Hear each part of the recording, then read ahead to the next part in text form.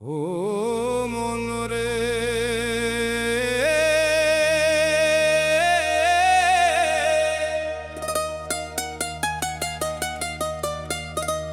একবার নিজেরে জিজ্ঞেস কর, কি নিয়ে এত অহংকার? যে দেহটার জন্য এত যুদ্ধ, সে দেহ একদিন হবে ধুলির সংসার। চিন্তার বিষয় রে ভাই, সময় যে